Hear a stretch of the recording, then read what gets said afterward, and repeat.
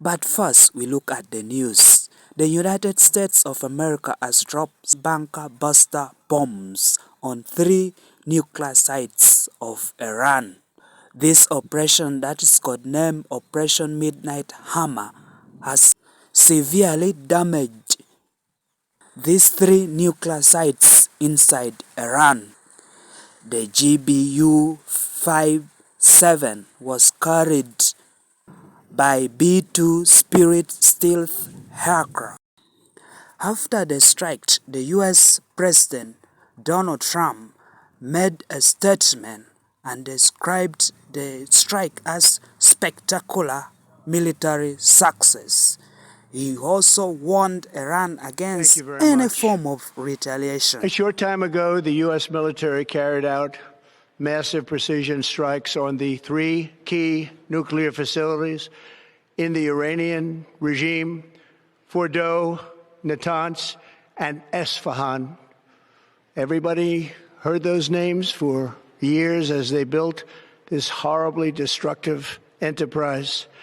Our objective was the destruction of Iran's nuclear enrichment capacity and a stop to the nuclear threat posed by the world's #1 state sponsor of terror. Tonight, I can report to the world that the strikes were a spectacular military success. Iran's key nuclear enrichment facilities have been completely and totally obliterated. Iran, the bully of the Middle East, must now make peace. If they do not, future attacks will be far greater and a lot easier.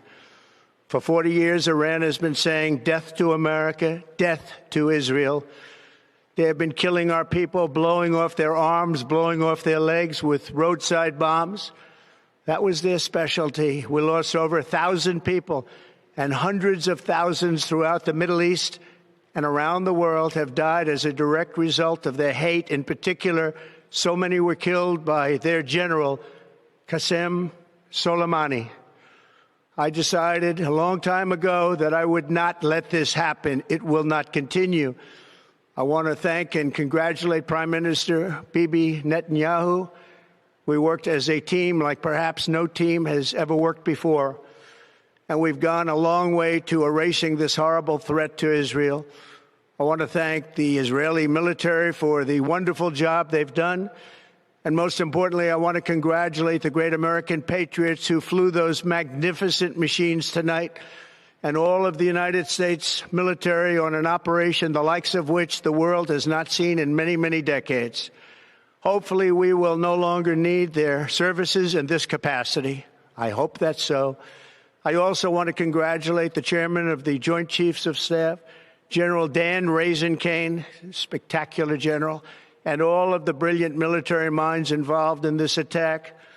With all of that being said, this cannot continue. There will be either peace or there will be tragedy for Iran far greater than we have witnessed over the last 8 days. Remember, there are many targets left.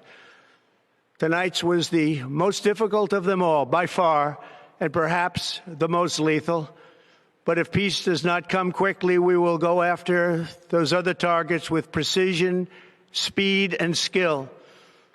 Most of them can be taken out in a matter of minutes. There's no military in the world that could have done what we did tonight, not even close. There has never been a military that could do what took place just a little while ago. Tomorrow, General Kane, Secretary of Defense, Pete Hegseth will have a press conference at 8 a.m. at the Pentagon. And I want to just thank everybody, and in particular, God.